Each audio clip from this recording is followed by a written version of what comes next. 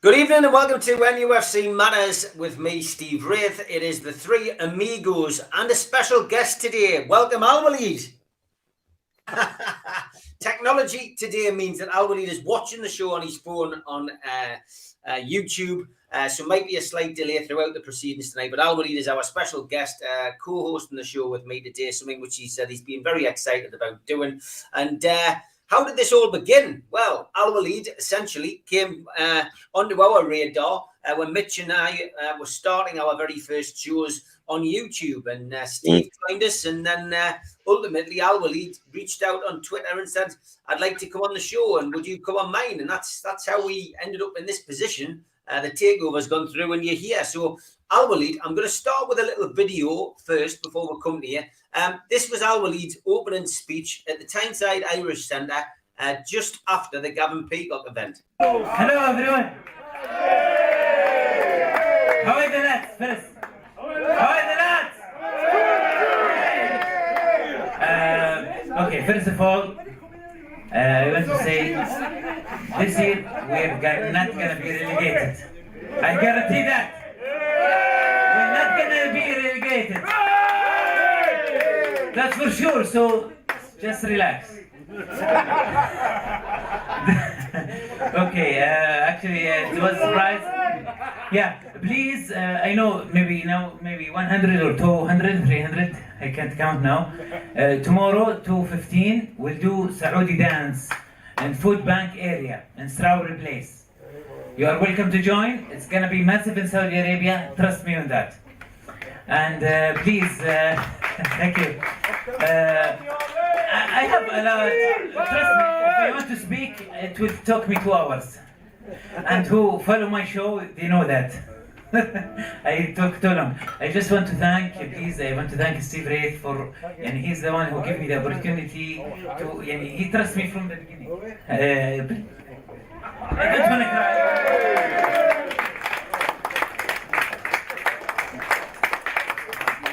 Actually, since the takeover, maybe I cried 10 times, I don't know.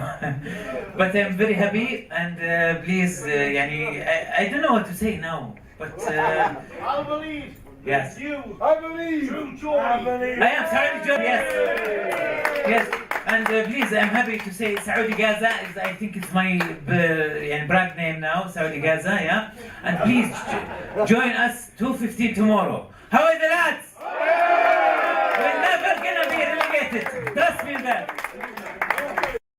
It's a bold statement to make, Alwaleed. We're not going to get relegated. You know how to make an appearance on the stage in Tyneside. What's it been like? Tell the audience who are watching today, what's it been like for you spending time in Newcastle? First of all, we're not going to be relegated. Very. I'm still with that. Actually, it was, can't describe it. As I said with my friend Dave today, he said, Steve Buck Wraith, every boy dreams. He said, you get it all the dream of every boy dreams. You got it in this 1 week. I get everything. I meet a lot of people.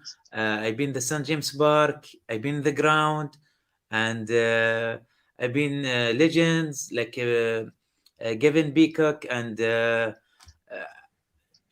everywhere I come, any place I come, they just welcoming me. Hi Alwaleed, hi Alwaleed.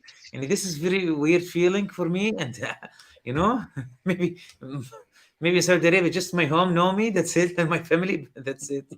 I'm very happy, welcoming, and they are passionate about football. It's very hard to explain sometimes in words, but I'm living the dream.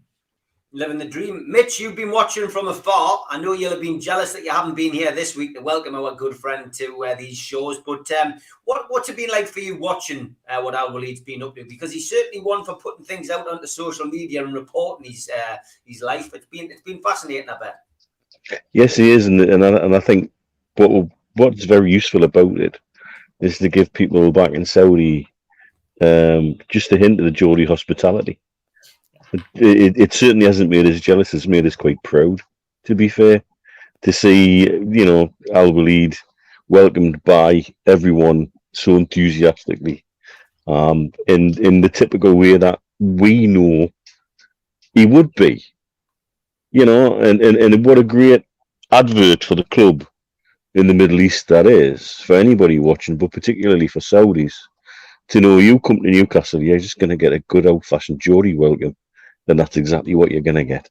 Nothing more, nothing less. No bells, no whistles. Just it is what it is. Steve, you've played your part this week. You've been in our company on more than one occasion, Alwaleed's company more than one occasion. We've got another. It'll be a more somber occasion to us, I think, because he's going to be going home on Monday, but we are going to see him on Sunday. But look, what's it been like for you, Steve? Oh, it's been fascinating, and as Mitch says, what I think one of the proudest things is the way that people on Tyneside and particularly in Newcastle have embraced Alwaleed. Walking into the Mayfair on Saturday lunchtime, and he's the greeting that he got, walking into the Strawberry and watching Alwaleed walk around, look at all the pictures. Everybody wanted to stop and have their photograph taken with him. They all knew who he was. It was amazing. It was 6:30 on a Friday, and they all knew who he was. In the Tyneside Area Centre for the Gavin Peacock in after the match, embracing that wonderful culture that we have in the Tyneside Area Centre of friendship and warmth and generosity, and it was there in abundance. And then yesterday, Alwaleed, he really pulled the stops out with us, Steve, and we had a great time with one of his friends, Fawaz, and this is what it's been like all week. Just great to see Alwaleed, as I say, being greeted in such a warm and friendly way, because he's a warm and friendly guy. It's as simple as that. Yeah, you mentioned yesterday, and Alwaleed kindly invited us to a friend's house across in Gateshead for a traditional Saudi meal, a traditional Saudi get-together. It was something which, I've got to be perfectly honest, I wasn't sure what to expect. And, it was for me very, a very nice thing to do. I mean, we've obviously entertained him here. We've, lots of people have helped Dave. He keeps mentioning Dave Avery, but he's been superb. He's been great. I know he spent time with us. We spent time with Holly today. He's seen a lot of people, and I think that's been a massive plus for him. I'm just wondering where I want to try and bring this thing in from yesterday. It hasn't got sound, but this is just gives you an idea of what we sampled yesterday.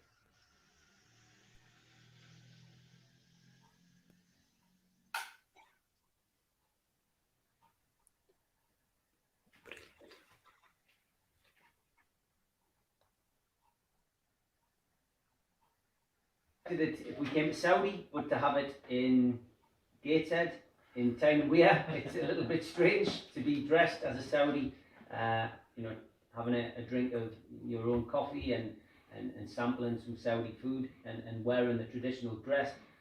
But it's interesting because it's learning about a different culture, and I think it's very important, that Newcastle fans can look at this and take on board what it means to be Saudi and what it feels like to be Saudi. And I think from our perspective, we can help educate other Newcastle fans, especially those who perhaps one day will travel to Saudi to watch the team play.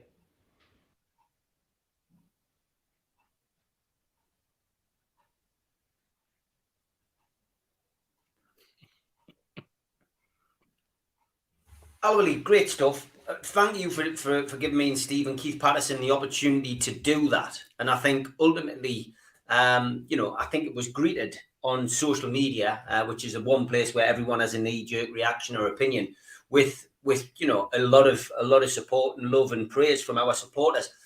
What was it like for you seeing us, take part in that? First of all, thank you for coming, of course. And remember when you have lunch with Liam Kennedy, when he said, "Waleed, I don't feel that I don't know you." Yeah. So for me, it doesn't feel strange at all, which is weird. It should be, but I feel it's normal. It's a weird thing to say. Yeah. But I feel it was normal. But of course, it was first time, and I think now after the takeover, and now it's our club, as Dr. Neil Mitchell says, it's our club. So it's for me, it shouldn't be weird at all. maybe some for some social media, but it was really nice. And this is what should do, what should happen actually, really, to celebrate the way, however we like, with the Saudi wear, with English wear. Actually, I just put hat for let's see if we can, the flat hat. Oh, flat cap. Yeah. Right. Okay. Yeah.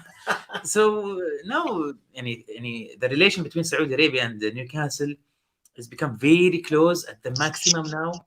So, and expecting more. So for me, it doesn't feel that weird, because I still am. I believe that I'm among my family, because we spent the last 2 years talking every week, every day. Yeah. No, I think it's fantastic. I mean, we thoroughly enjoyed it. I know Keith did as well. And the social media view, I think, amongst Newcastle fan base was very welcoming. I mean, Mitch, again, you've had the opportunity to live in the Middle East, and fair enough, not Saudi, but it's I guess that kind of thing will go down well, with the thousands of Saudi Newcastle fans now who will have been watching Alwaleed's progress and what we did to make him welcome and taking part in that. It certainly won't be taken with anything other than loving and the intent that it's meant. That's the thing out here. Like I said before, you go on any extended desert safari here in Dubai, I can guarantee they'll have you in a Kandora with a bloody falcon on your arm in a heartbeat, taking pictures of you in the love to introduce the culture to the Western world, and they're proud of their culture and heritage out here, and they like to share it, and they like people to embrace it. And in some small way, if by buying Newcastle United, this can help more in the way of cultural exchange and understanding, I'm all for it. It's not going to solve the world's issues. It's not going to solve issues in the Middle East. But what it is going to do is open up eyes, make people see more of the world, and in a small way, allow a bit more understanding and cultural sharing, which I think is really super important. Yeah, I would agree 100%. Steve, it was amazing, wasn't it? We've got to thank Fawaz for inviting us into his family home and cooking such a fantastic meal, and just allowing us to take part in that yesterday. Absolutely, and what was really good about it was that Alwaleed wanted to. I mean, first of all, the Kandoras were gifts that Alwaleed brought from Saudi for us and for a few other people that he's got to know over the last 12, 18, 24 months of the takeover process. People that he's done podcasts with, people that he's built a friendship and a relationship with, and he wanted to gift something back, which was fabulous, and was quite surprised. Actually, I was quite honoured. But the very fact that then he wanted to spend time, he wanted to explain little aspects of the culture, aspects of how they live. We were able to talk to Fawaz about what life was like in Riyadh, about his family and what the family life and kids going to school, and how the older community mix with the younger community, how the country is adapting and changing and has done over the last sort of 10 or 15 years. But then to also understand that what we got was a lovely meal that was actually a recipe of Fawaz's mum, that he brought with him and wanted, and she sort of encouraged him, make sure you cook it's cooked the way I cook the chicken, and make sure the rice is done, and don't forget this. And Fawaz was able to explain what the process was, and then to actually listen to someone, and to be perfectly honest, other than the fact that we've spoken to Alwaleed online on many occasions, and then met him last week for the first time, I think Fawaz was probably only the second Saudi that we'd ever met, and for that, to meet him the very first time when he's inviting you into his home, that said so much about the man, and so much about the fact that he is living in the Northeast and working here at the moment, spending time in the Northeast, but wanted to bring us into his home. And I think that was remarkable, and that really touched my heart, and I couldn't be more thankful for him, and I can't be more thankful to Alwaleed for introducing us to him as well. Yeah. The one thing that we got this week, Alwaleed, was you wanting to do an Alan Shearer celebration at Felling Cricket Club. I know you wanted to do it at St James's Park. Unfortunately, that was the one thing we couldn't manage to arrange on this occasion. But you chose Felling Cricket Club to do a Shearer celebration, and the big man saw it himself. What was that like? Actually, it was meant to be there in Cricket Fillings, which I am saying hi to them now. This is the beauty of life. Sometimes you don't manage and you don't plan things. You just do the things you like without hurting anyone, and have a good heart about it, and good things happen to you. And when Steve just said, "Waleed, see, this is Alan Shearer now." You remember what they did? Yeah. Well, this was the clip that Alan sent. Alwaleed, hello, it's Alan Shearer. Wow, I'm loving your celebration, even better than mine. Love the video, lovely hearing from you. Have a great weekend. Thank you very much for all your support. Cheers, all the best. Brilliant stuff from Al, as always. And you essentially fell in love with Newcastle because of Alan Shearer. Like everywhere. Oh, Alan Shearer I saw that you run. I saw Alan Shearer. It's really, I'm speechless, and I didn't know that back in 1998 this would happen. But this is the beauty of life. Just you don't know what's gonna happen, but I'm very thankful for Captain Alan Shearer, and I want to take this opportunity. One of my places now I love is 9 Bar, the restaurant, but as I heard that the statue of Alan Shearer will be inside again in the club. Also, the title of the shop in St James Park should be change back to Alan Shearer instead of 9 Bar, and they should do it, or else I will do it by myself. Good stuff. Evening, everybody in the chat. We will get you. We've got quite a packed show as usual. We have got a little exclusive with Peter Beardsley as well. I went up to see him doing his football coaching day, so we're going to play that video tonight. I will load it as a separate video as well for you to watch. 5 or 6 minute interview, which we'll show later on. We're not taking Alwaleed to Guy Fawkes night. He's going to meet Nathan, who does Matchday Live, or has done Matchday Live in the past. He's going to go meet Nathan tonight, who is up in Newcastle for 3 nights. So, and then he's going to have an early night before the Brighton game, because he's going down on the back page travel. Yes. And I'm delighted to say that after his invite from Fun 88, which he was very thankful for, he then had an invite from Mirdad, who has invited Alwaleed to go and sit in the corporate tomorrow. So he will be at the Amex Stadium tomorrow, in with the big wigs, I think. So thank you to the club on behalf of Alwaleed. I'm sure you're delighted about that. It's I know you've sampled standing on the terraces, but now you're going to see how the other half live tomorrow. Yes, and I don't want to back to Saudi Arabia without any points. I can't imagine how. You want 3 points. That's what we all want. 3 points, Alwaleed. We all want 3 points. Okay, Mags, guys, I'm not really going to focus on this, mate, because I said all I had to say on social media. Look, we're used to it by now. I'm not going to waste any time talking about people on Twitter tonight. But thanks for your concern and everybody else who's commented on it in the chat. Craig says, what's the hold up with Eddie Howe appointment? He's supposed to have agreed. Graeme Jones says it's all speculation. So what is really happening? Great question, Mitch. It is a football show after all. Let's start focusing on that. And for me, I'm not sure whether you watched my show last night with Gibbo and Supermac. It did get a little bit heated with me and Gibbo because I said that I felt the media will be in worky tickets, for want of a better expression. Certainly over the Unai Emery situation, I felt that they ran with a story. They ran big with a story without getting anything confirmed. Once it was confirmed that Emery wasn't going to take the job, they then ran big with a story to say that he'd rejected us and that he was the first choice. I just feel that it's been, a rather uncomfortable week when it shouldn't have been for us. And now we have, an official release to say that, terms have been agreed, but contract hasn't been signed yet. It all does seem as if it's getting a little bit messy, but I only think it's getting messy because that's the way the media are portraying it. What's your views? Well, I mean, the Emery thing wasn't a great look.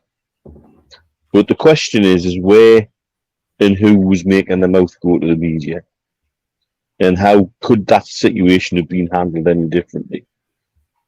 There's clearly somebody within the club has ran too hard, possibly even been just a little bit too cosy with some people in the media. But it's now clear from information that's coming out is that the Emery discussions were all driven from his side, from his advisors who came, and they did come to the club. We've got proof of that. That there was apparently 2 Zoom meetings, but an offer was never actually made. Have the club been played a little bit by Emery's people in a situation to make his position at Villarreal a little stronger? It's difficult to know. But it was all not a good look. I think you've got to be fair and say that. There's definitely a thrust in the media at the minute. After giving Mike Ashley pretty much a free pass for 14 years, when new owners aren't going to get a single day of a free pass. And I think they've got to learn that very quickly. That they've got to be very careful how they handle media here. You can't just... It's not as easy in Newcastle, a one-club city, where everybody hangs on every word coming out of the club to keep the story dampened down. It's not like you can take them for a quick meal at the Ivy and promise them there's a big scoop coming round the corner. You can't do that here with Newcastle. It's got to be done smarter, and it's got to be done in a different way. To be fair to the club, they've been more communicative in a matter of months than the club ever was under Mike Ashley, and that's a good thing. And I hope that doesn't get jaded by interactions like this. Because I think you're right. I think the media are keen to jump on anything. Look at Miguel Delaney making his chops go again today in not a very pretty manner. So it's been a difficult week, no doubt about that. With regards to Eddie Howe, I think everybody's now getting impatient, and I can understand why. They want to get everything nailed down and signed off. But as far as I understand it, the club have done a lot of due diligence on the people they have actually spoken to properly, and Howe was coming out on top time and time again. It wasn't until Emery's people magically appeared on the scene that there was any waver away from that, I gather. So, I think all in all, I think by the Brighton game, by the time of kick-off, I'm quite sure that Howe will be in place properly. We just have to sit tight and then see where everybody goes from there. And I think ultimately it's an appointment they've got to get right, because it buys them time then to put the rest of the structure around Eddie Howe. And I think Eddie Howe's a manager who's smart enough and doesn't have an ego so big that he could then work with a director of football or a sporting director put above him and actually really work with someone in a positive manner and not see that as a threat to his job. So I don't see it as a bad appointment at all. Steve, interesting week as always. I wished Craig Hope a happy birthday today, and I'll do that again on the show. He's great lad. Spent a bit of time with him the other week at the Centurion Bar, and as you know, with Talk Sport. His response was obviously with his birthday being on bonfire night. Every day's got fireworks covering Newcastle and things at St James's Park. I mean, ultimately, Steve, he's right, isn't he? And it's been another week of that. That's right. I'd like to congratulate him as well, because he's managed to go a month without getting banned by the club. So that's pretty good as well. But yeah, you're right. I mean, every day is. And I think it's very interesting what Mitch is saying there, because I think there's a learning curve for everybody who's come in. We all know that the takeover happened very, very suddenly. And you know, 1 minute you've got Mike Ashley there, and people are planning for the transfer window and this type of thing. Next thing you know, Mike Ashley's out the door. The takeover's happened within a matter of what ostensibly was less than a week, and new owners are in. There's a problem. We've got a manager that obviously nobody wants, that probably wasn't on their radar anyway. We knew that he was going to get moved on, and then they got caught up in this maelstrom of who to get. And obviously they would have probably, if this was the closed season, if they had managed to get the football club in the June when they thought they were going to get it, this is the way they would have structured it. They would have interviewed all the 5 or 6 candidates that they'd identified. They would establish which one, and then they would have announced, and that person would have got the job. But like Mitch says, this is Newcastle. The minute you brief anybody off the record, someone along the line will blow a gas. You know, they will speak, whether it's to their mother, their granny, their bloke in the chip shop, or the guy at the petrol station. But they'll still, you know, word gets out. That's the way that Tyneside is. Tyneside is. I've always said that everybody talks about 6 degrees of separation. Tyneside's 3, and sometimes even 2. That's the nature of this little hub. We're totally different to London. You're dead right, Mitch. We're not like that. You give an off-the-record briefing or the story comes out from London about a London club, it just gets lost in the ether because there are loads of other football stories, isn't it? And invariably they don't make the headlines. Or you get promised something that, you know, this is what we're trying to keep away from the press, but you'll get a much bigger story later on. It doesn't work like that on Tyneside. So it's just been a constant, and it's not just I'm not saying it's the local press lads, but when you have everybody from the national and international press who is here, who has the microscope on every word that's getting said by every single person and putting their own interpretation on it and their own spin for their own purposes, that's when it starts to go. I honestly think that's what we've ended up with this week. And you mentioned Eddie Howe there. I think that the club, I think it's quite possible that the decision's already been made, it's already been accepted, and everything's been put in place. But there's a game tomorrow, and you don't want to disrupt that match. You don't want to disrupt the everything that's going on within the football club. And I wouldn't be surprised if we didn't hear anything till Monday, that there was an announcement on Monday that it was all, get the weekend, get the travelling out of the way, and everybody's back in place. And then they can do something away from a game, start of the international break, and they can announce them, and Eddie Howe can start at the beginning of the week and hopefully be able to take the club further forward. And whether that means that, or it's a concern for some people that it means Graeme Jones has got another shot at trying to win us 3 points. He's won us 1 out of 6 so far. That's the way the cookie crumbles. You know, we said last week the players have got to be professional. They've got to listen to them. They've got to go out and perform. They didn't really do that last week, and I'm sure we'll get onto that later on. But that's where we are. That's the situation we're in, Steve. So. Welcome to the 2 degrees of separation of Tyneside. Exactly. Alwaleed, come to you now for your views on this week's developments. First of all, Unai Emery, the media made him the new favourite this week. Would you have liked Unai Emery at Newcastle? Actually, I was surprised when they said Unai Emery, because I know he's doing a great job with Villarreal. And it's very hard to get someone from his job in these times. So. But the story was big, so I believed it. Yeah. But it was for me strange. Yeah. But regarding Eddie Howe, it makes sense. It totally makes sense. And I don't know how you call it, Bournemouth connection. Yeah. Because now we have Graeme Jones. I think we have Fraser and Wilson from Bournemouth. So this makes sense, and I believe maybe Eddie Howe much better than Unai Emery, because Unai Emery, you can't get someone from its job. Why? Because in my belief, karma. Mm-hmm. We can't just take someone from a job, and Villarreal depend on them. We can't just take them. But the story was big, so that's why we believed it.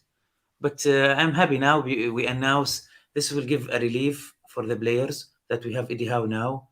So I think tomorrow, hopefully, we will have charge themselves, and the player want to prove themselves to the new manager. They fight for their position, and hopefully 100% of the performance will be seen on the field tomorrow. Fingers crossed for you, especially all that way. You want to see something. You want to see a goal. You want to see 3 points, ideally. Yes. Mitch, we'll come to this from James Douglas. Actually, I was going to mention it, so James has done us the honour of asking the question. He says, Graeme Jones in his press comments, I've listened to it today, and he said you can't manage Newcastle on a part-time basis. Do you think that was a little dig at Steve Bruce, Mitch? It sounds like it to me. That's the way I interpreted those comments. Was that he was having given Steve Bruce a little bit of a rinse out, because it's a strange comment to make.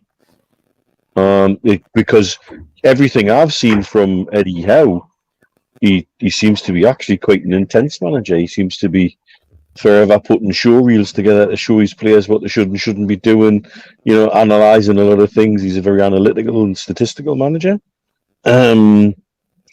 Whereas I think that's probably quite the opposite to Steve Bruce. So yeah, but that's the way I interpreted that statement. I don't see how you can interpret it any other way, to be honest with you. Did you find it strange, his comments last week about Fernandes? Because a lot of people think Fernandes and Shaw should be in that team. He came out with a rather strange statement to suggest that he's never going to play him whilst he's picking the team, because if we're winning, he's not going to put him on. If we're losing, we're not going to put him on. And that's why he's not in the squad. Yeah, it is a strange one, because at times he's looked like our best defender to me. But Jones very much, while he's had control of first team affairs, talks about what he sees on the training pitch. Perhaps Fernandes isn't a good trainer.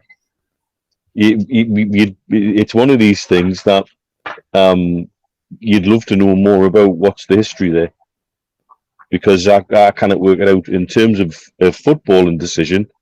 He sometimes looks like our best defender, so how can you say there's no room for him on the bench? It's an odd one. Yeah. Last question on Eddie on Graeme Jones, is should he remain at the club, Mitch? He seems again today to suggest that his position at Newcastle United is still looking fairly likely when Eddie Howe comes in. He was a little bit more coy about it today. Last week he was a little bit more definite. Should he still be here when a new manager comes in? Why shouldn't he? He's a coach that everybody's, raved about to the point where Gareth Southgate got him involved with the England setup over the summer. And he's a coach that everybody seems to want to work with. So, putting him into the correct role for him and giving him a structure in which he's quite clear on what elements of the team he's working with and what the manager wants him to work on, I don't see why he couldn't stay. Okay, Steve, your take on the Graeme Jones conundrum, I guess, and just your comments on those questions that I asked Mitch as well, just about the Fernandes situation, and especially. Yeah, I mean the Fernandes one, I found it baffling because I thought, well, hang on, when Fernandes, when Lascelles has been out, Fernandes has come in and he's been wearing the captain's armband. And then the following week, he's out of the team and Lascelles is back in and he's not even on the bench. And obviously Lascelles, for example, has been out with an injury. So you're thinking, well, surely that's where you would slot him in, because you wouldn't, if Lascelles was injured, you wouldn't be playing Shaw because it's a slightly different position for him to accommodate within that back three setup. So I found that quite baffling. Why not have him on the bench? Because you obviously rate him when he does play as a captain. But he was going, no, if he's not going to play, I don't need him on the bench. And I just found that quite baffling. And as for his confidence this week compared to his not so confident last week's statement about would he still be here.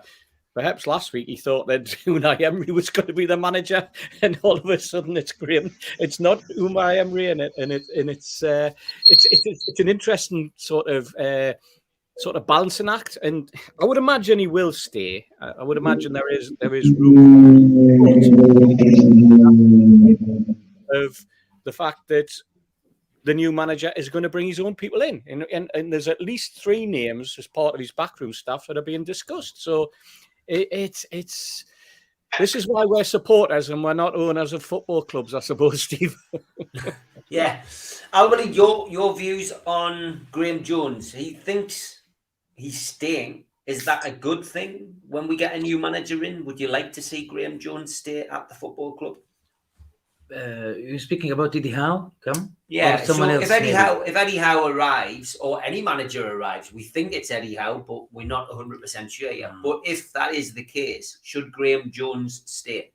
Actually, it's about the new manager usually, because sometimes even any clubs want someone to be assistant or coach assistant, but it's about the coach who will come. Is he want this assistant, or maybe usually now in era we have usually manager have 7 managers in the team. Any assistant, someone for tactics, someone. So it's about the manager. And for me personally, I would like, because I can say and we saw England in Euros how good England was, and almost we got the trophy, and it was about to coming home. Unfortunately, hopefully World Cup was coming home, and so I believe he have a good he have what it takes to stay at Newcastle, but this is actually up to the new manager. Yeah, I would agree. A big question, and I've seen it being asked on more than one occasion on social media and on here. Have you had a Greg's Stotty? Actually, what is that? Obviously not. Scones? Have you been to the baker's, Greg's, the shop, Greg's? Yeah, but I didn't order anything from it. You just walked in. Yeah. It was near St. James Park. Yeah. But it was crowded and I was busy. I just find Costa at the corner. Okay. I saw Greeks. So on Sunday, I will bring you a Stotty. So delicious. Well, I will bring you a Stotty and you can tell me whether it's delicious. Okay, so that's it. It's a breakfast thing. It's a job for me. It's a sandwich. What do you like? Do you like ham and cheese? Or? Cheese with ham, no. No? Do you like tuna? No, you can't have ham, man. How we? I never thought of that. I like cheese. See, they don't just do cheese. Do you like pasties? What's that? It's like pastry. Yeah, of course. A vegan one. You could have, Mitch, could you have a vegan one?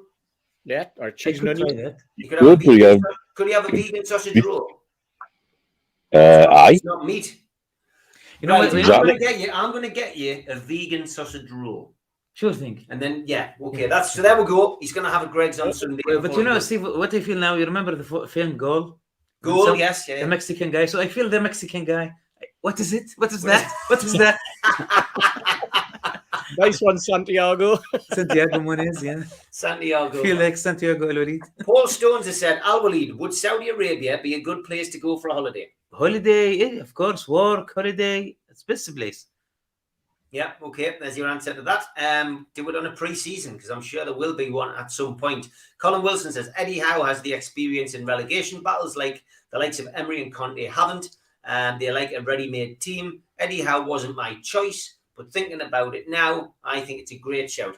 Mitch, you know, I'm going to dwell on this a little bit longer, because Eddie Howe, at the start of the whole process, the managerial search, was probably in the box seat. He then seemed to get pushed back by numerous suggestions by the media to the fact that he was at the back of the queue. Now he's taken the job. It feels as if he's like 4th or 5th choice, but I don't think it's ever been like that. And that's just the way that, this is my point I was making with Gibbo last night. This is the way the media and the bookmakers have portrayed it. Eddie Howe, I would imagine, was always in the running for this job. And they have gone through an interview process online, on Zoom, looked at people's CVs, weighed up what people have done, weighed up people's characters. They've done due diligence on all of the potential candidates or the people who they wanted to give the job to. And Eddie Howe's come out as the top of the list. Well, we discussed this maybe, was it the week before the takeover? Because we knew how we'd been in the region. We knew how we'd been up to Newcastle and spoke to Charlie. Yeah. Because it's our belief that Howe was on Ashley's radar to replace Bruce. Anyway, if he'd been left holding the baby, obviously we didn't know that the takeover was as close as it was at that particular time. So we know he's been talking to Newcastle for a little while. And then the new owners come in and they're going through their process of looking at names. And my understanding was that somebody at the PIF side wanted Zidane, and Zidane got offered a contract immediately and rejected it. And then the process started in earnest to interview the candidates that they put together. And so Howe had to be interviewed along there. But if, for example, Lee Charnley's been involved in this process as well, he's already spoken to Howe. So does he need to speak to him again, or can he feed back to the consortium the stuff he took away from their previous discussions? Because we know he was in the region. It depends on how you want to twist it, and depends on how you want to look at it. But if you want to look at it in terms of who's actually been up in the region and who's actually been speaking to the club, Howe was actually number one before the takeover happened. Okay, I mean, does this mean that Lee Charnley is played a part in appointing the new manager, Steve? Because that's what a lot of people are suggesting on social media. If he was here talking to the previous owner via Lee Charnley, is that a good thing? Well, it means that they've got something that's happened, you know, that possibly a decision was very, very close to being made. I'll take it back a little bit further than Mitch, because we heard that it was during the close season that Howe was first up. Now, what did that coincide? That coincided with the point where the club were told that the cat case was going to be held in September. But that's also from our understanding and our belief that it was round about that time that Mike Ashley felt that he had a nailed-on takeover going to happen. He felt as though he had everything and all the ducks were in a row. And at that point, I believe that Mike Ashley went, you know what? I'm not going to appoint a manager. I'm going to carry on with Bruce because this takeover is happening, and I'm not going to spend money on getting rid of Bruce and bringing in a new manager and all that type of thing. I'm going to leave it. The status quo will remain. That's my thinking and rationale on everything that's happened with regards Eddie Howe. He was targeted. He was interviewed. We knew he was up here, and then it all fell flat because the decision was made that the takeover was going to happen. The confidence levels were there within the Newcastle camp, and it was going to be somebody else's problem. The added thing that you've got to bring into the equation is as soon as the takeover happened, it wasn't just the consortium going out looking for managers. It's agents bringing managers to them. And that is where that's the way that it feeds back in. So you suddenly had agents from all around trying to sell their client to them. So what might have been a list of 2 or 3 suddenly ended up a list of 6 or 7 or 8 or 9 possibly. And this is when you start to think, oh, well, hang on, what can we do? And I think that's where the press, and I think that's what you're getting at, Steve, that's where the press suddenly just fire names because they're given names from agents, and agents say, we know that our man's being looked at by Newcastle United. Yeah, well, the reason he's been looked at by Newcastle United is because you stuck his name in front of them. That's the look. That's what's happening. And that's the game. And that's what's happening, of course. Newcastle fans, as I say, we grasp a hold of every single piece of news. We analyse every piece of news. We then start to dig. We suddenly find out how many lunches Fonseca's had this week, where he's been for his holidays, how many kids he's got, where everything about him. Then we do the same with Emery. We mentioned Emery a fortnight or 3 weeks ago because we had a little idea that that's the sort of quality manager that could possibly go with someone who had won the UEFA Cup 4 times in the previous 6 years, etc. So we're thinking that they're not going to go. This is the sort of guy who could be on the radar. But as I say, then you get Eddie Howe's name always being there, always hanging. The club's prior owners had looked at him, and then you've got Lee Charnley's going, well, hang on, we interviewed a guy. He was good. We felt he was good enough. I suggest you take another look at him.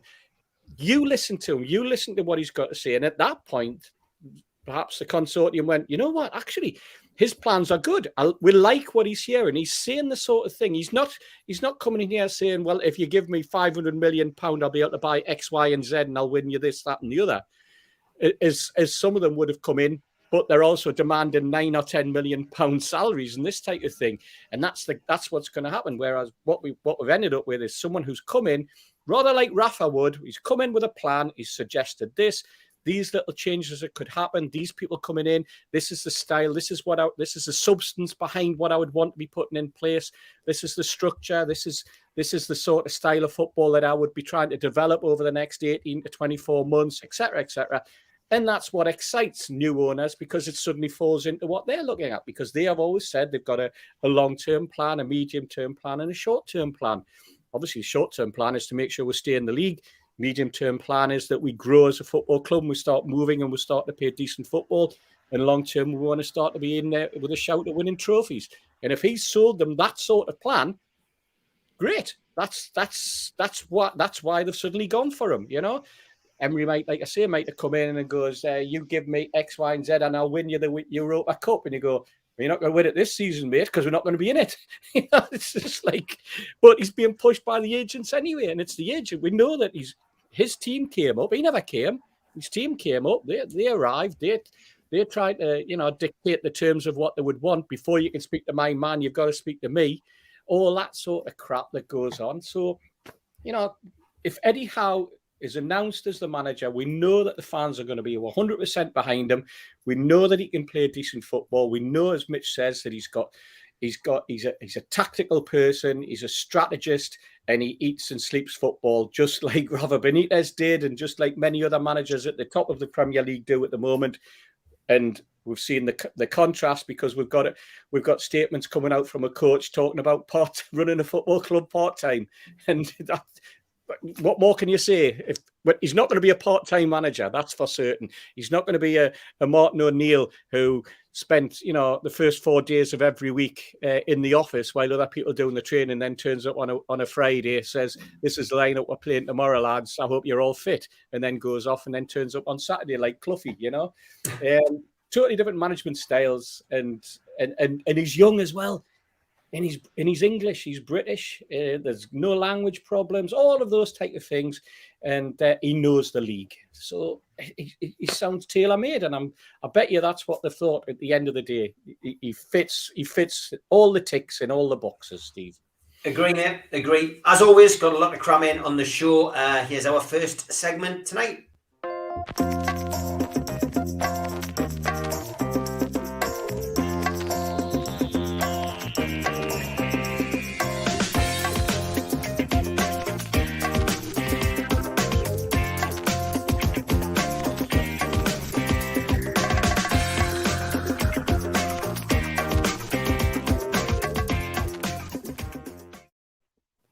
The day I met, I'm just going for one today, and it's this one from Whitby Mag.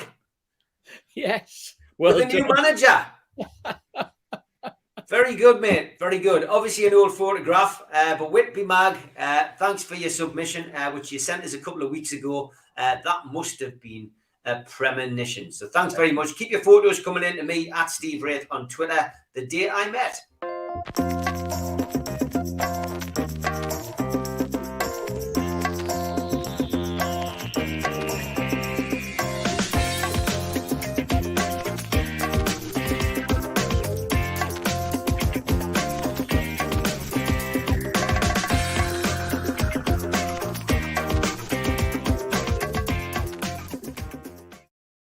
Now, it's not very often we get a little bit of time off during the show, but I did go to speak to Peter Beardsley. So it's the day I met Peter Beardsley, I guess. The guys at Media Arts who do our intros have made a little video of this. So you've got time to go to the loo and have a cigarette or whatever you want to go and do if you don't want to sit and watch this Mitch I'm talking to. Or go and tell those people who are driving the cars up and down the strip to keep quiet. It's about 6 minutes long, this interview, but enjoy. Here's Peter Beardsley.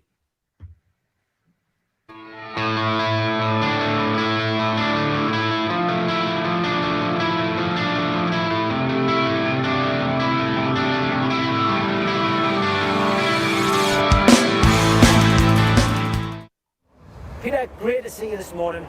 Crossing the pitch with those youngsters doing a coaching session. What's it like to be back on the training ground? Yeah, to be fair, Steve, obviously you miss it. I'm not going to lie. You know, football's in my blood. I've had it all my life, you know. So since being a kid at 18, in terms of going to Carlisle, you know, I've always been on the grass as a player, as a coach, whatever. And yeah, it's brilliant. So I'm not going to lie to you. It's selfish in some ways because great that the kids are here, but it's great just for me to be back on the grass. That's what, at my level, that's what you talk about, being on the grass, because coaching is the best thing. Watching kids improve, you know, so Monday to Thursday now, they've improved, you know, so they're not all amazingly better, but you can see little things in every one of them. And to be fair, you've obviously seen a bit of it. The mood's good, you know, they're laughing, joking, you know, they're getting on with it. And that's what football is, you know, every day. As I keep saying to them, the ball bounces different. So they control it today, the ball comes to them tomorrow in the same way they fall over. You just never know. You just never know what's coming. I've done it myself. I fell over lots of times. So, no, it's a great thing. What's the age range that you're with? So we're going from 6 to 14, but we have them in 2 groups mainly. You know, obviously 6 to 10 and then 10 to 14. But no, it's been a good mix. You know, there's been some really good ones, and there'll be some good ones certainly that will go on to have careers. 2 or 3 of them that we've seen. You know, maybe not top level, but when you look at it, they'll get a chance to go to some academy at some stage. And to be fair, it's a fun week. But as I say, being selfish at the start, I'm doing it for myself, if I'm being honest with you. The little bit I've seen this morning, it's all with the ball, Peter. Oh, which yeah, is what absolutely. you were great at as a player. I mean, is that something you just believe in? Yeah, to be fair, yeah. So while you're on the ball, that's physical as well, in terms of you're running with the ball, passing the ball, whatever. So yeah, definitely. You know, you saw there's like, we had something like 50 balls for like 30 kids, you know, so everybody has a ball almost all morning, and that's the way football should be, because at the end of the day, the physical, as the game has progressed, if you like, the sports science take charge of that, rightly so. So that's the way the world is now. But for these kids, for us to start running them and doing this and that would spoil the fun, you know, because they're coming to play football, and football you use a ball. So it's been really good, you know. It's as I say, being selfish, the kids seem to have enjoyed it. There's a couple of kids that came on Monday, and we're only going to come for Monday, but they've came for the next 3 days. So that is a plus, you know, and they all seem to be enjoying it. And when they leave at 4 o'clock, they're quite tired. It's a changing world. Great to see girls involved as well, Peter. Absolutely. So the one that stands out for us today and most days has been Emily. You know, our brothers here, Charlie is a twin. You know, they come together, and to be fair, the attitude has been brilliant. And to be fair to her, you would almost think she's one of the boys in terms of the way she's been in. You know, she's just mixed in, she's talked. She was telling me yesterday about when I was doing, you'll have seen it, Steve, and you'll know about Badil and Skinner. Yeah. All by myself. She had it on her phone, and when we were having our lunch yesterday, she had it on her phone. And like, when she said, "Got you singing here?" I was thinking World in Motion. She went, "No, you're on a bus." Yeah. So, but to be fair, you know, that's really good. And for her, like 10-year-old, to have that confidence to not feel silly or to make a fool of me, fine, absolutely. And to be fair, she's been brilliant. I did notice another familiar face alongside you, Kenny Morton. Yeah. Another ex-Newcastle player, part of that infamous 83-84 promotion team, which was my first team as a Newcastle fan. Great to have Kenny here. Yeah, absolutely. Ken and I, obviously, from 83 is when obviously I got to know Ken, and we've been friends ever since. And and to be fair, I have to say genuinely, the best coach I've ever seen. So whether it was 5-year-olds or 50-year-olds, he just has this manner with them, you know, stops them when you need to stop them, show them when you need to show them, and that's what coaching is, you know. So we're not perfect, but that's how it has to be, you know. Sometimes you have to stop, stand still, you know, and his manner with them is brilliant. And to be fair, it's been great to have him, you know, and it's great for both of us because we love football, you know. We're both 60 now, you know. He's older than me, I just have to say, but only by 2 months. But no, he's a great man and somebody I really, really trust. The great thing for me as well today was to see the Newcastle strips, Peter. Yeah. It might sound daft. No, I agree with you. Nowadays, kids playing, you know, football on pitches with jumpers for goalposts. They're wearing Man City, Liverpool, Arsenal. I saw at least 10, 11 Newcastle tops there today. Fantastic. And the great thing is, Steve, without being clever about it, they're the Castoria ones. So they've all bought the new shirt and they want to be part of it, and that's it. You know, and I think it's brilliant, you know, and obviously Ken and I both played for them, so brilliant for us, you know, and obviously the kids, you know, and different days. Barcelona has been very popular this week in terms of Messi, Unfortunately, it's gone to Paris Saint-Germain now, but there's still a few of them wearing Messi shirts, as you would. You know, there's a few Ronaldos, yeah, but everybody's different. But that's why we love football, because, you know, we can't all have the same opinion. So this is the first one, the Peter Beardsley Soccer School. It's been a big success, great week for you during half term. What's next for this?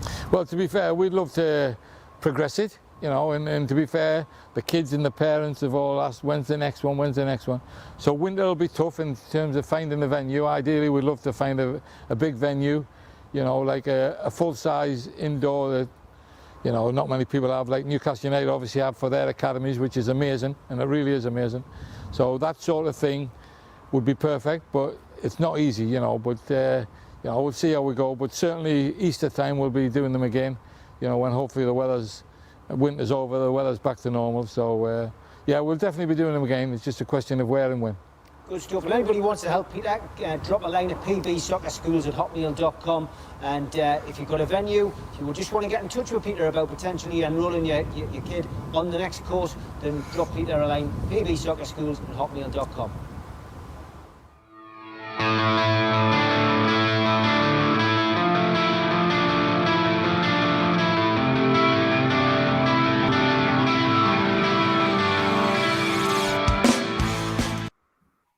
Great stuff. Thanks to Media Arts for coming along on quite a cold, windy day to do that. And Steve, I'll come to you because I know you popped up to see Peter as well. It was great, wasn't it? Oh yeah, I went up on the Wednesday, Stephen. We had a great chat, and it was everything he said there about the kids, the enthusiasm that they showed. It was there in an abundance on Wednesdays, and they were still obviously enthusiastic on Thursday when you were there, which is fantastic. But that's what it's all about. As Peter said, you just get them out there. They've got a ball at their feet. They're running around. They're taking shots. He's got them on little drills and little movements. And I watched them. They were going through the cones, left to right. You know, left foot, right foot, moving the ball around. Just getting that balance right, getting that sort of confidence on the ball. And it was great to see someone like Peter with the younger kids and Kenny Wharton with the older ones actually showing the same enthusiasm that they had. And they're showing the same enthusiasm now at 60-year-old that they showed when they were 20-odd, when we were watching them play.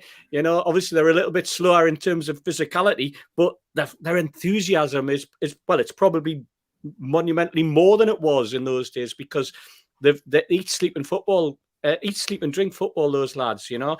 And I mean, Peter was an idol of ours. We all know. I mean, you name a Newcastle fan when you ask them who's your favourite footballer from our generation, your favourite Newcastle player. Obviously, people mention Kevin Keegan because of the 2 years, but I would say the vast majority will say the best player they've seen is Peter Beardsley, without a shadow of a doubt, in a black and white shirt, because of that period during the promotion season. And then the period when he came back when Kevin Keegan was manager. And it was great to see him on the pitch. And hey, support him as much as you can, because if you've got a youngster and you want him to be coached and you want him to be moving up the ladder and getting the opportunity, what a fantastic chance to be coached by a star like Peter Beardsley. Absolutely brilliant. England international. There's not many people could say they were coached by an England international. No, definitely not. Muzza, yes, there are tickets still left for the Christmas party. About 60 left, I would say. Comfortably 60 left. So I still got time to get them. 19th of November, we'll come to that in a second when we do the advertising push, as we always do. We're usually halfway through the show. Jimmy Watt as well. Happy 40th. I did catch that earlier on. Hope you're having a good day today. Mitch, just a little bit about Beardsley. Good to see him back on the green grass of home and doing a little bit. And yeah, I mean, if kids can't learn from Peter Beardsley, who can they learn from? Well, and Kenny Wharton as well, because like Peter says, Kenny's developed his own reputation as a coach quietly in the background, and some would say. So yeah, amazing opportunity to learn from one of the most skillful players I've ever seen in a black and white shirt.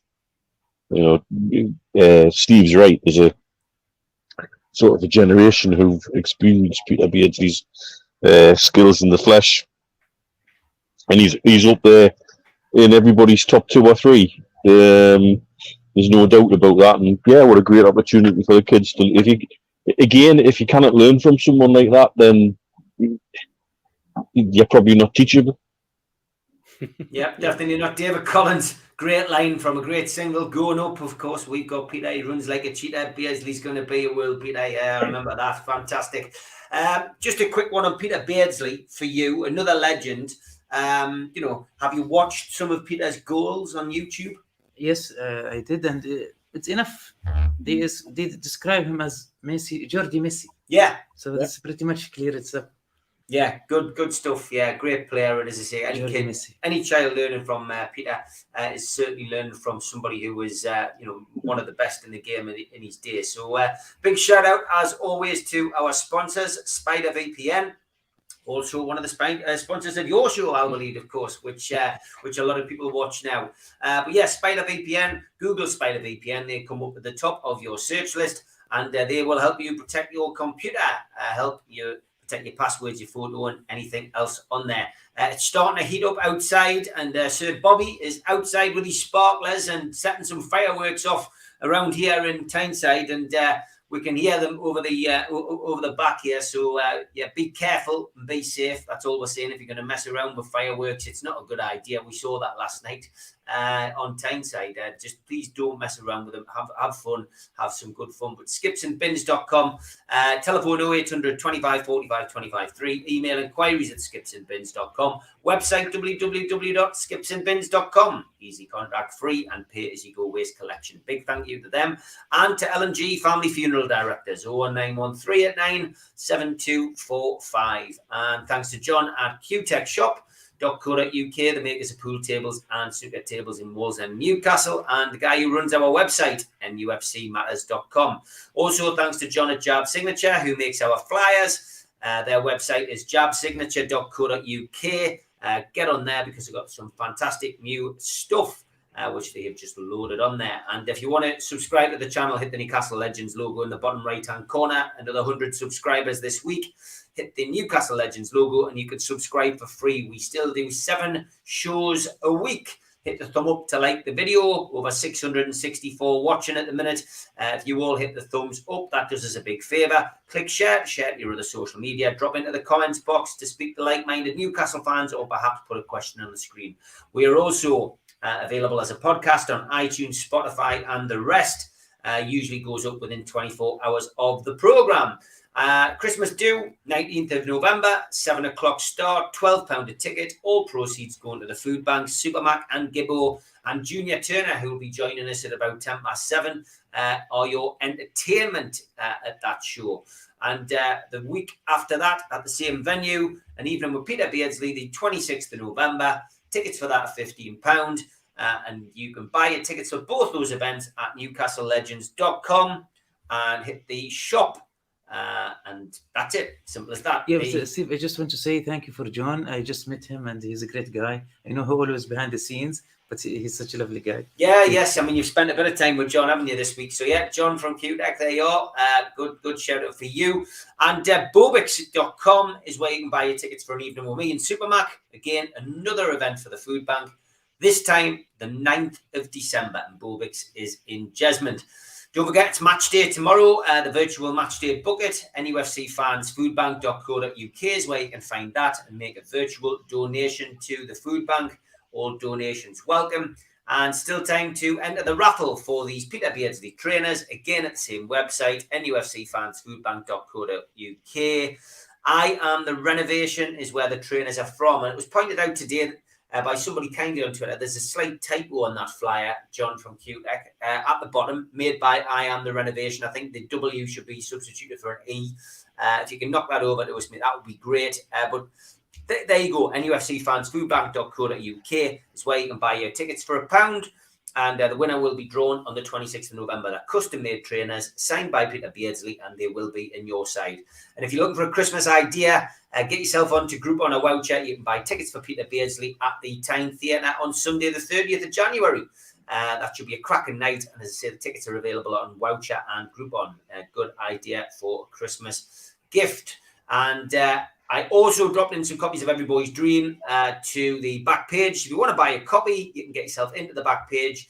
And I've stuck my signature on it, so that means the book should be a little bit cheaper for you. So get yourself into the back page in Newcastle or Gateshead and get yourself a copy. And that's the end of our public service announcements, which always makes me mouth run dry. I've got to be perfectly honest. Okay, we're now on to Tweet of the Week.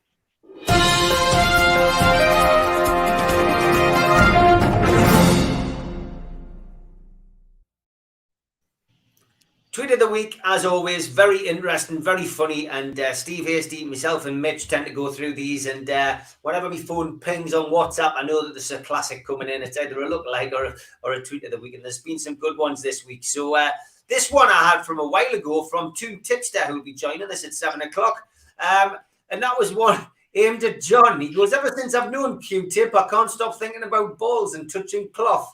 Now, I did... That was quite funny. That was quite funny for Joe. To be fair, we got this one. Toon pools are starting to become a bit of a regular on here, Mitch.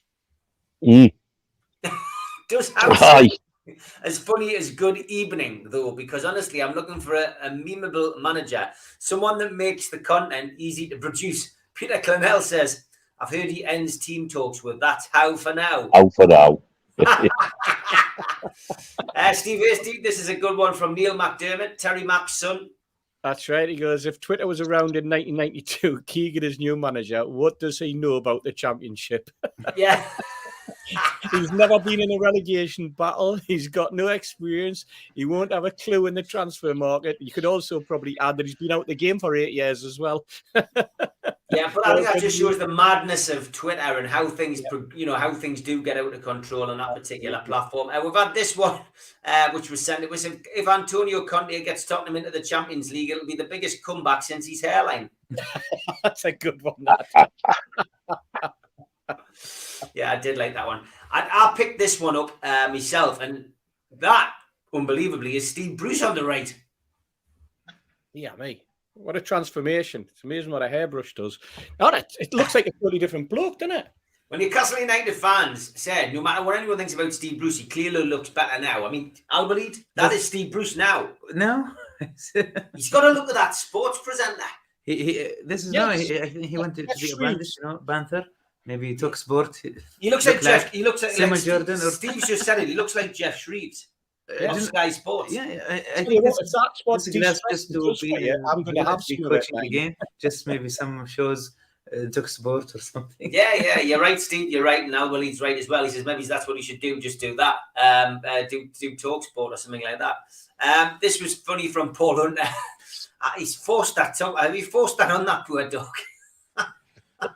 His new tune top. Got his new tune top. This one, I think, was sent to us as well, Steve. This is quite good. Yes, this was from Rushy. Dear Deirdre, I was with this absolute belter. Problem was her dad was... So we split up after a fling with a Chinese lass. I ended up with a Reek Munter whose family hate me. Now the ex's dad just died. She wants me back and she's inherited billions. Do I go back? There's rougher at the bottom. Yeah, me. That was good. I did pick this one up as well from We're Old Pal Fire and Skill. I just wanted to put that just to put the felon into Tweet of the Week. There he is on the metro going past the felon. That is not far from where the old Fox is, and on Carlisle Street. In fact, that's just coming up to Carlisle Street. That's a tame jacket for him, by the way, because I think everybody during lockdown has probably watched at least a dozen episodes of his train journeys, because when you go through the channels, there reaches a point after a year where there's nothing else to watch and you start on the great railway journeys. And he's had some amazing jackets, I must admit, but that one's quite tame for him. Yeah, it was. This one was from Magpies. He says, I see that Sunderland shops have their new Christmas card stocks in. Merry Christmas. To my wonderful brother and boyfriend. This one was sent by Chris Hall on our WhatsApp group. He says, say what you like about the Beatles, but they know how to defend a free kick. Well done. I did like that one, Chris. It made us did make us giggle. I picked this photo. Some of these photographs that sometimes appear on Twitter are bizarre, but Jill Towers says, baby's face with a hat on. Can you see it? I'll put your specs on. I'm struggling, I must admit. Look at the bottom. Look at the bottom. Yeah, I can see. So there's the Bruce. baby's face. Can you see Alwaleed? Actually, Yes, Steve now Bruce. when you stare at, there's the eye. Yep, yep. Alwaleed says he can see Steve Bruce. Very good. I just picked that out because it was a bit strange. This one was funny, Steve. Yes, from this Beth. is from Beth. Fonseca, it's not you. Eddie, it's not you. Emery, it might be you. Favre, it's not you. Harry Hill, it might be you. It was getting to that point during the week, wasn't it? It was. Tom Dixon loves to have a pop at the Mackems. For all the people in Rotherham that forgot to put that clock back, it's 5 past Sunderland. Brilliant, Tom. Good to meet you last weekend, by the way, Tom. Yeah, good to see you, Tom. Lee Johnson put this one up. My job dealing with clients who are potentially threatened with homelessness. His first person to call him was called Stephen Bruce. Relationship breakdown is upset according to the log. You couldn't make it up. Yeah, I did tickle us that one as well, Lee. Liam put this one out. This is the same media that slated Newcastle fans for calling for change after 2 years of mediocrity. Nuno has had 10 games and they're saying he's not right. One rule for the delusional Geordies again, and one rule for everybody else. Ridiculous, lads, ridiculous. And I think we can all agree with that particular tweet. Swampy said this one as well. People say he's never been in a relegation battle. Well, he's never been to the moon, but I bet he could draw it blindfolded.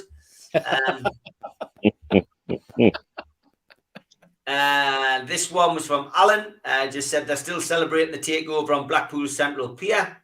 Cans, love it. Cans, and a few more to go through. This one was from Charlie Bennett, Steve. Yes, Charlie, hold on. Let me get this right. So, Richard Keys doesn't rate Rafa Benitez, Unai Emery, or Antonio Conte, but he does rate Steve Bruce. How on earth did he work at Sky Sports for 20-odd years? Probably by having the same agent as Steve Bruce, I would imagine. Yeah, definitely. Charlie as well with this one. Breaking, a Czech-based billionaire has launched a takeover bid for West Ham. He must now pass the most difficult part of the Premier League's O&D test, getting Liverpool and Spurs to agree to the deal. Yes, you're right, Charlie. And coming down to the last couple, this one's from Vicky, Steve. Yes, any of my followers in the Gallagher wondered what it's like being part of War Flags displays, and would you rather stay under the flag for the 90 minutes so you don't have to watch the shower of shit?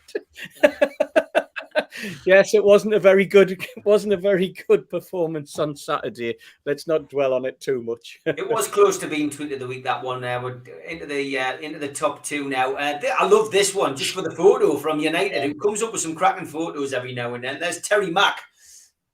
Does he wear it as well as me and Steve Hasty, Alwaleed? No, Steve Hasty much better. Steve Hasty's much better. Sorry, Terry. But that was certainly a premonition. This week's tweet of the week is this one. New Newcastle shirt got delivered today. Opens parcel. Have a look at the spelling. Say it maximum. Yeah, me. Yes, unlucky. Always be careful where you buy your shirts from. That is tweet of the week.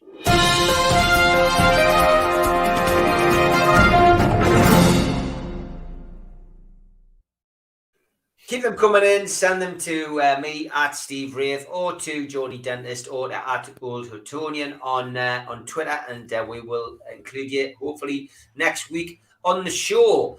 Lots to get through for the rest of the show. We do have Tune Tipster and Tune Stato to come. We've got Junior Turner, who we'll get on around about 7:10 to have a little chat about his new song and his feelings on the takeover. And of course, we've got your regular favourites as well. Tune Lookalikey and Troll of the Week. Mitch, let's get back to, I guess, just talking a little bit about formations and what you're hoping to see tomorrow with regards to the game, because Graeme Jones has had a couple of games in charge. I was surprised last weekend to see an unchanged team. Were you? Very, very surprised. And for me, I can talk about what I'd like to see, but what I think I'm going to see is more of the same. Jones has definitely nailed his colours to the 5-3-2 mast. whether that's because it's the easiest way to go with a group of players who know the system. So he's just sort of working with what he's got and doing to coin a phrase, keeping it ticking along. It all needs a freshen up in terms of ideas and formations and other things. That's what I'm sure we're all hoping to see from the new manager. So as Jones is in charge for tomorrow, yeah, we might see a couple of personnel changes because I don't think a couple of people covered themselves in glory at the weekend.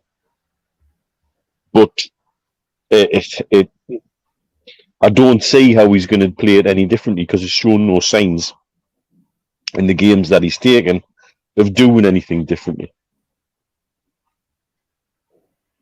Yeah, I would. Yeah, I mean, look, it's strange to me, Steve, that he would go with Kraft at centre half again, and we talked a little earlier about Fernandes and the reluctance to pick him, but I just found it rather strange that he went with that formation again when we hadn't covered ourselves in glory the following week. I mean, a 1-1 draw with 25% possession was not an outstanding fixture, not an outstanding performance, and lumping the ball up to Callum Wilson isn't how he's going to score goals. Exactly. And what disappointed me more than anything, obviously the result disappointed me, the performance disappointed me, but then his words afterwards when he tried to convince us all that for the first 65 minutes we did okay.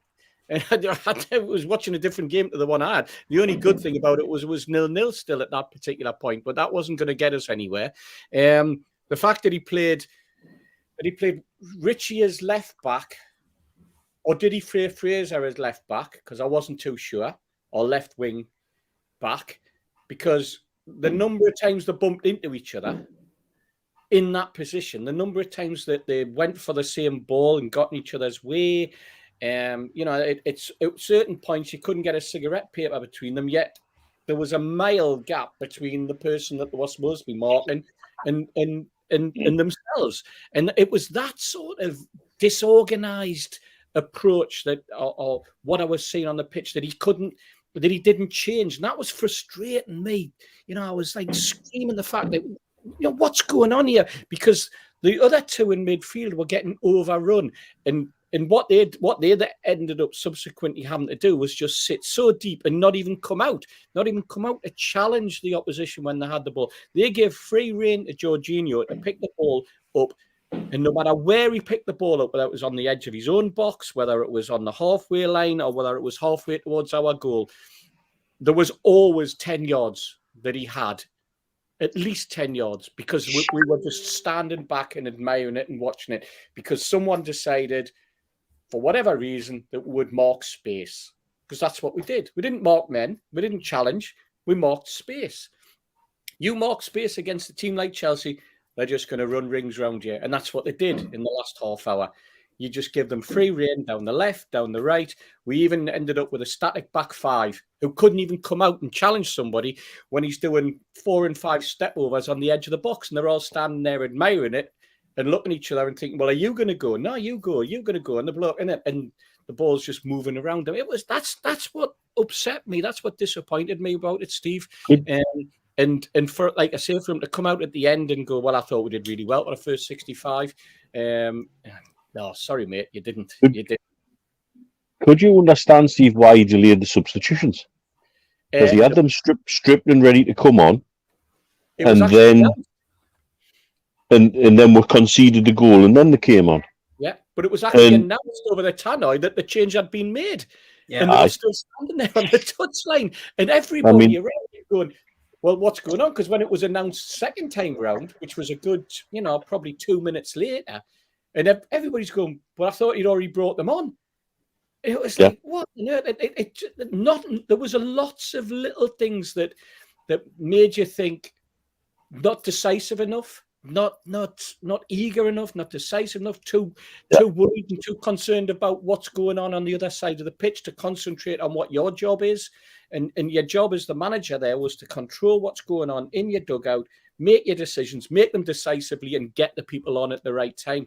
This wasn't something that happened because of, like the fourth official who was saying, "Oh no, you can't bring him on yet." The two of them were standing there on the touchline. Both got announced. None of them walked on. One player came over and had a quick chat and walked back. I think it was Hayden at one point, and then he was back on the pitch. And all of this type of, that's indecisiveness, and that doesn't look good.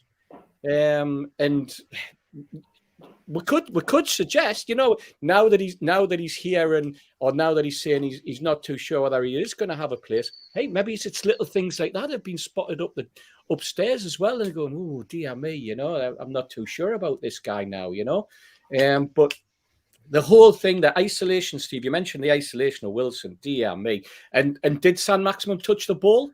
I think there was people in the crowd touched the ball more than San Maximum did on Saturday, to be perfectly honest. It was ridiculous. Got to agree. A lot of people asking in the chat about Dubravka. I'll come to you, Alwaleed, first. Dubravka, would you start him in goal tomorrow? And if he's not ready, I think he's experienced enough. But I remember same situation happened last season. Dubravka, same situation. He start after big gap, and he did mistakes.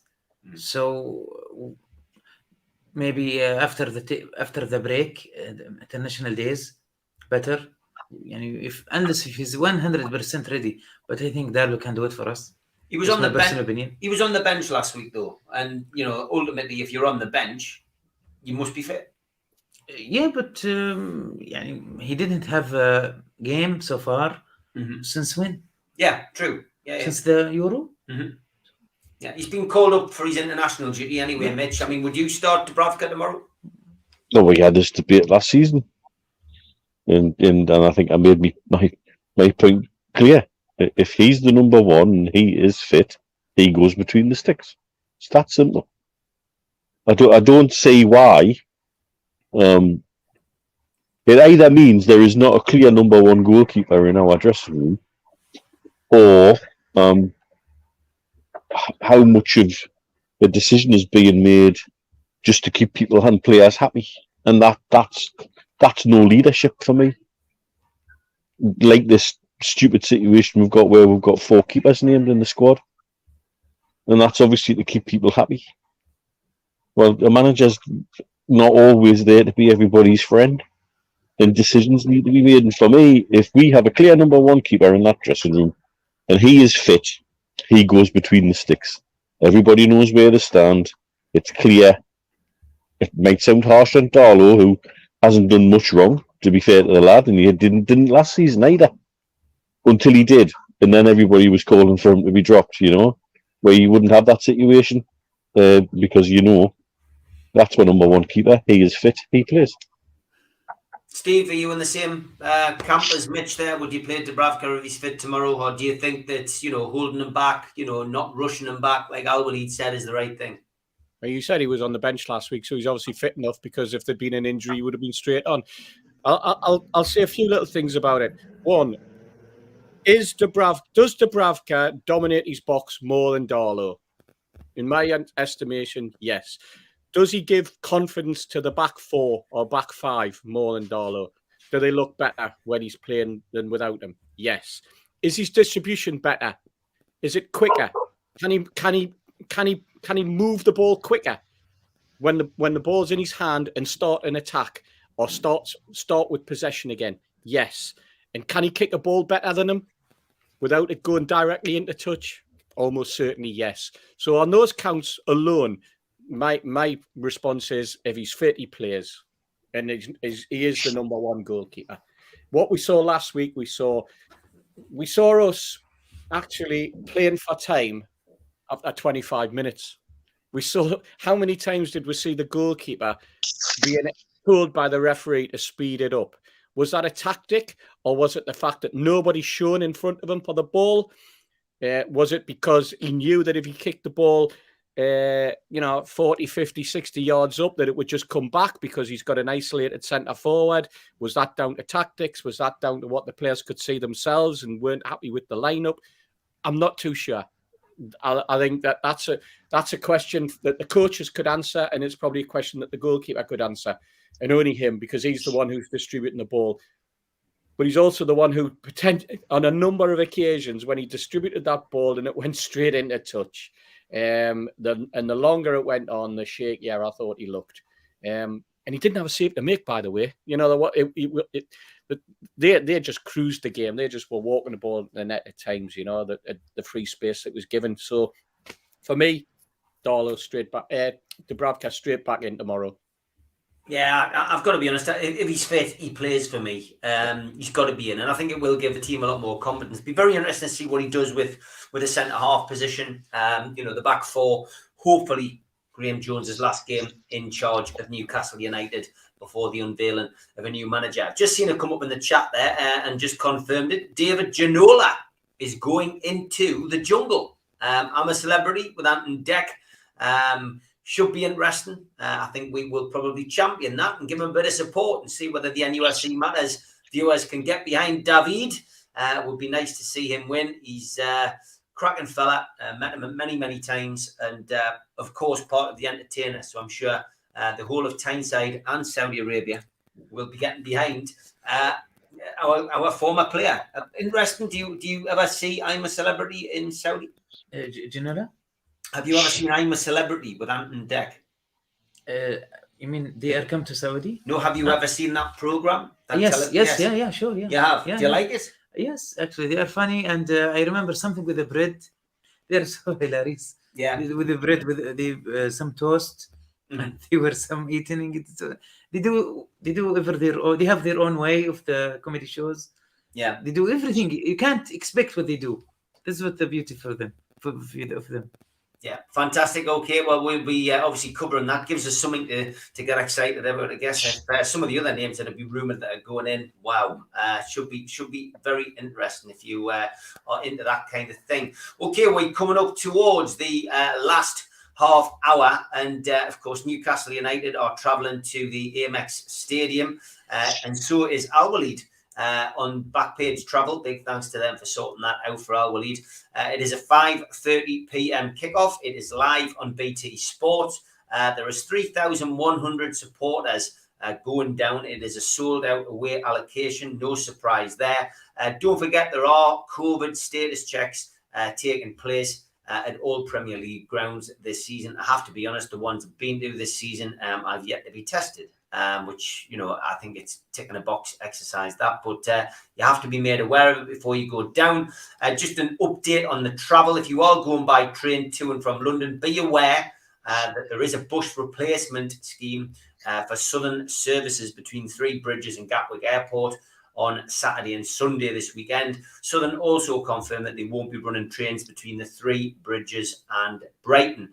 So the only services to and from Brighton are Thameslink ones, but that is with a reduced service. So it is going to be a bit chaotic when you're down there if you are going by train, because there's only hourly direct trains back from Brighton. So those of you going on the bus, of course, will be fine. Don't forget National Express do run coach services from Brighton to London via Gatwick Airport after the game as well, if you find yourself stuck. Team news, well, obviously we heard Graeme Jones today say that Martin Dubravka will probably be recalled to the side. So we will wait and see when the team sheet comes out tomorrow. Paul Dummett is still injured, still remains sidelined. He is recuperating, of course. As I mentioned last night on the Super Matt and Gibbo show, Matt Ritchie's got 4 bookings. So one more booking and he will get a 1-game suspension. We will now hear what our friend Toon Statler's got to say.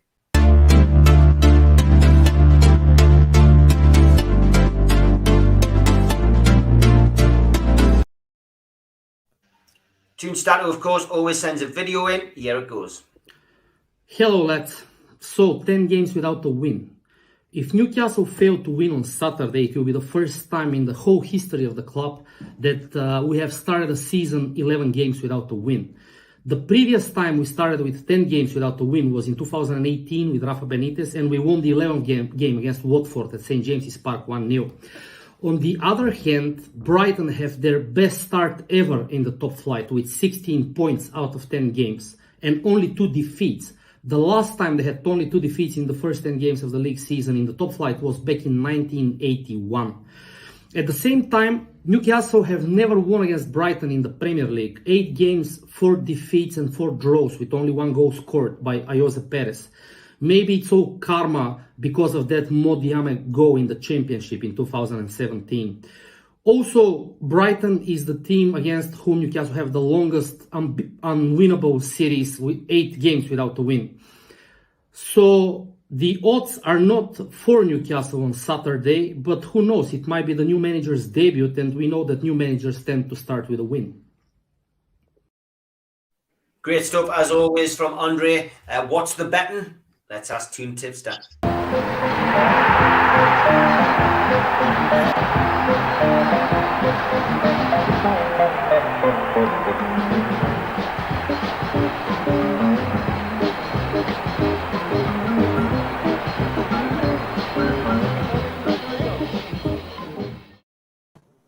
Joe, lad, how are you? Hello, lads. All right. Yeah, good to see you, mate. You've been quiet this week. I always am, Steve. Note you there. Who's that fella there? I've never seen him before. Is it the new loan signing? That dude's definitely an upgrade to that Penman fella, like, I must admit. I tell you what, though, I hope people don't start dressing like him and posting it all over social media. We don't want matters to get into trouble for the first time, do we, boys? Mind you, he does look familiar. I saw a bloke just like him all over the town last weekend. At one point, I even saw him on stage with some fella called Junior as he was miming along to some daft song about going home to the River Wye. I don't know what the hell all that's about, Mitch. Me and Q-Tip got to tap our legs along, so it wasn't all bad. Now to do with the fact that it was a catchy tune, we just desperately needed a pee at the same time that fella was on the stage. Anyway, this week I've studied more books than Stephen Hawking just to try and get a better idea of who our new manager might be. The man that's going to lead us to the promised land that is the Championship. Will it be Emery? Will it be Fonseca? Zidane? Nah. Only we could replace War Steve with a fella that's already been deemed not to be good enough to get his job. Well done, Mr. Charnley. It's great when you finally do some work for us.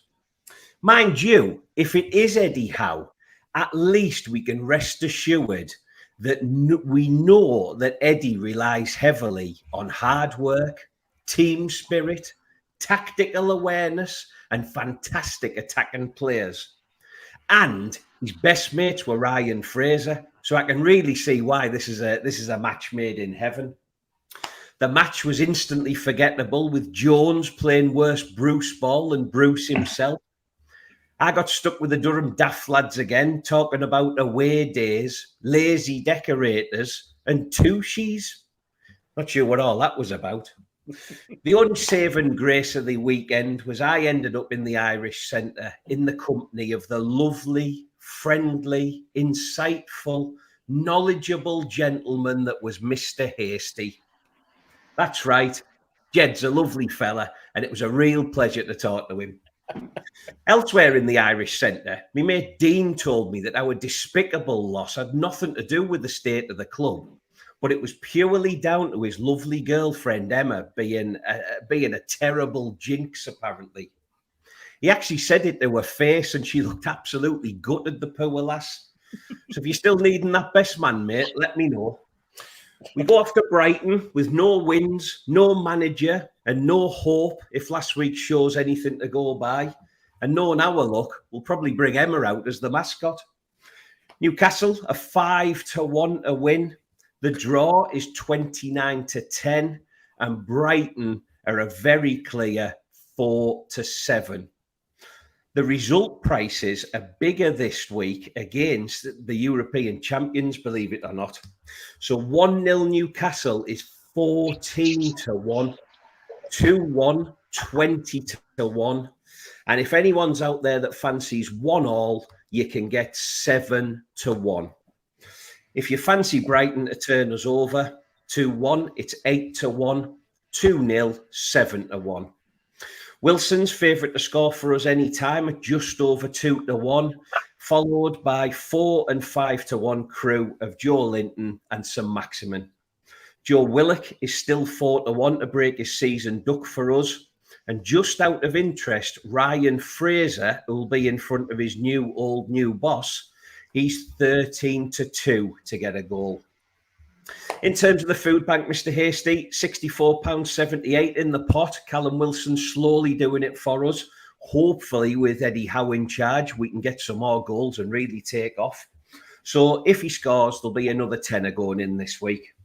And in terms of the bet that never wins, well, you'll never guess what Alwaleed. It won. So I'm retiring now. That's me done. I might just turn my computer off like Patterson did.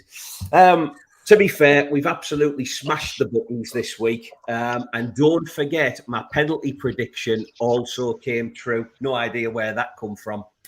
So, speaking of getting used to the championship, this week we're going QPR, West Brom, Fulham and Birmingham all to win at 10 to 1. Bet safe, everybody. Alwaleed, enjoy the game tomorrow, and it was a real pleasure to meet you, my friend. Thank you, gentlemen.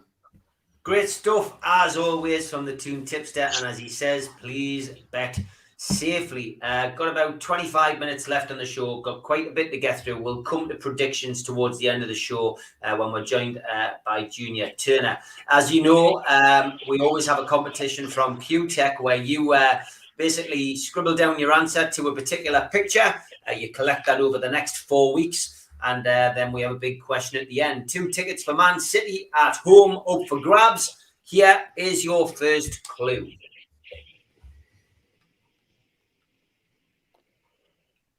Anybody know what that is? I don't know, but you might write it down at home. That is the answer to your first part of the clue. Write it down, and I will continue to show them each week. John, thank you for that. And he's also started off some mugs, which we are going to be announcing how to buy these in a couple of weeks' time. NUFC Matters, some new mugs. Cult member number 1. That mug is mine, apparently. But John has started off some special mugs. How can you get one? We will be announcing next week, next Friday. So thanks to John from QTech for everything he does. And more importantly, this T-shirt, War Alwaleed, is on our Twitter account, my Twitter account, at Steve Wraith. It's pinned to the top. Current bid is with Lee, and that is £50. I'm going to leave that up until Monday. So get your bids in. All proceeds go to the food bank.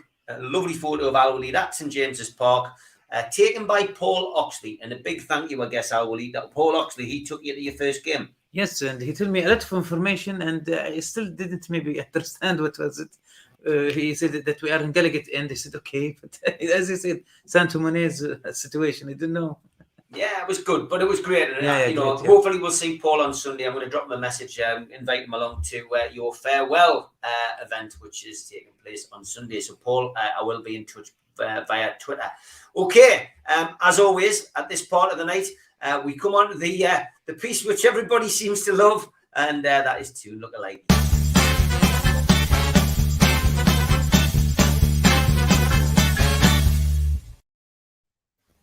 As always, the inbox has been pinging with Toon Lookalikes, and Steve Hasty's got it in the neck, as you would expect. What's this dog's name? And Andrew said Steve Hasty. Steve, you were wrong. You were wrong. Okay, moving on. I got it in the neck from Colour Coats. He says, have you got your reading glasses on again, Steve? That looks like he's wearing what we were wearing yesterday. Actually, it's not about that. This famous is Heisenberg from Heisenberg. Yeah. So from Breaking Bad. Yeah, but there is one in Saudi Arabia. Look like him, actually. So I think maybe he's the one. There is one from Saudi Arabia. The man look like him. Yeah, well, that's interesting. So maybe that wasn't the case there. Okay, Andrew, thanks for this. He went, this is mint. He says, lookalike lead, Pula Belter, NE5, West End, and Purely Belter. Yeah, I can see that. Pretty good. I do like it. Yeah, I got it in the neck as well this week. From Han Gary, USA, he says, this looks like Steve Wraith and this Dutch Ajax boss. Yep. Yeah, definitely see that. Definitely see that. We're even looking the same way. I see what you did there. You've looked for that picture. Tom Dixon, of course, who's become as prolific as Albert used to be. on this section. It seems to really target Mitch. For some reason, I'm not quite sure what on earth. He's got you down as Roland from Grange Hill. Cheeky kid. I knew you wouldn't be happy. He's got me down as Bill Oddie. Aye. With hair. I guess what you need to do is, Tom, you need to learn some Photoshop and learn how to edit these things. Because if you took the hair off, I can see where you were coming from there. But I get it. We included it. I included it just because of the Mitch thing. Because he hasn't had much hammering this week. Sam Chipperfield says, when was Steve Wraith on Flash Gordon? Always on the goodies. Alive. I remember that, yeah. This was from Sam again. He says, looks like Steve Hastie's having a bad hair day and needs a shave. Yeah, I'll take that one, yeah. Fair enough. That one, yeah. This one falls into the more bizarre category. Lookalike, £800 Balenciaga trainers. Couldn't say that if I tried. And £100 Asics trainers on the right. Identical. Yeah, pretty much identical. Very good. Thank you for that, Arnold. Never had a pair of trainers entered into the lookalike section. Tom Dixon went with this one. Fernandez and Ben Jacobs. Oh, poor Fernandez. Yeah. When did Ben get arrested? What was he arrested for? Leave it there. Awfully good. Thanks for this. Cheers from Geordie Dingo. Graeme Jones and Spud from Train Spotting. Yeah, I see that. I can see quality. Yeah, yeah, quality. A lot of work went into that one. I love that. There's another one comes from him a little bit later. Toon Barmy, lookalike Tony Adams and Jimmy Nail. Yeah, that was always a good one, wasn't it? Yeah. Yeah, I like that as well. This one, David Bick and Robert De Niro. I think David would like that one. I think he would. Well, I'd be happy with that one. Yeah, definitely. If I was him. Steve Hasty and Brian May. Yeah, for that one. Yeah, from Queen. Looks like he was watching the match last week. Brian May there, by the way, with his eyes closed. Steve Hasty again, scaring off the birds. What? Right. How can you see somebody's face in a picture and then, dear me, Howard Jacob, was a chance, mate? Oh, wait. I thought that was great. I love this one that was doing the rounds on social media. Amanda Staveley's face says it all. Harry Kane lookalike coming up the stairs. You know what it looks more like the nurse of Holby City. That dear me. The bloke. Aye. I think it looks like Harry Kane. That was quite good. The Harry Kane police officer one I had the other week was a lot better than that. But I can see that. This one was from Fletch. He went, how about this for two lookalike? My brother-in-law, Darren, with Gavin Peacock at Maiden Castle. Spitting dabs. Good. Absolutely. Good lookalike that, mate. We had this one from Rich. He says, remember these? Professor Widows. Or is it our very own Steve Hasty stuck on a pencil? One for the lookalike section. Oh, that was great. Right. Okay. You're not even in the top. You're not even in the top three, Steve. Don't worry. Why not? All right. Jacob sent this one. Matt Ritchie and Eddie Howe. Right. It's usually Matt Ritchie and a certain chef, isn't it? Yeah, I could see that one. No, I can see it. I give it because Eddie Howe was in the picture. This one was number 3. Steve Hasty in the top 3, and then you do that to us. Look at Alwaleed's face. Mother Teresa. That should have been number 1. I'll give you one of your lessons if you're not careful. Fantastic, Mother Teresa. I did like that. This one was number 2 from Geordie Dingo again. Jamie Rubin and Stephen Taylor. That's really good, that one, isn't it? That is close. Yeah, I like that one. And the winner is, drum roll. Daz? I went Daz. From Ronnie Burns, Wee Bernie, and Daz from Loaded. Make sure you subscribe to Loaded, otherwise we'll get wrong. Yeah, same innocent smile. Look. Same innocent smile. The eyes are wrong, but same innocent smile. Yeah. As always, keep your lookalikes coming in. Send them to me at Steve Wraith on Twitter or drop one into the rest of the lads. don't copy Hasty in because it spoils the fun. I've noticed a few people doing that. Just send them on, That's yeah, it. I'll send them on. That's it for Two Knuckle Lady. Cheers.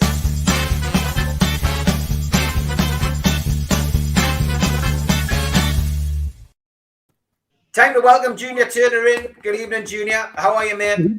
I'm very well. How are you?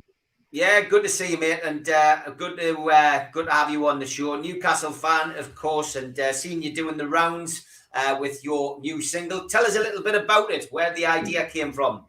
Well, obviously, first of all, evening, lads. We've been in lockdown and stuff, so obviously my job kind of went out the window because I work full time in pubs and clubs singing.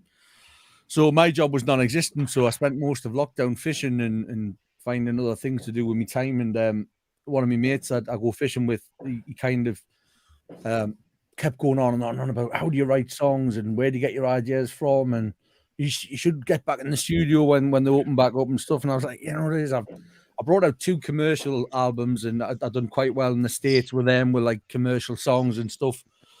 So to be honest, like I've got a good CV for the job that I do, and it's a steady living. So I was kind of happy and content really, and I didn't have any intention of doing anything else. And he kept plugging away, oh, yeah, man, it's got to be another song, I said, you know, like on a bucket list, if you put them on a bucket list, I would love to write a local anthem, I suppose. So something like for where I'm from, and obviously I'm a Newcastle fan and all that.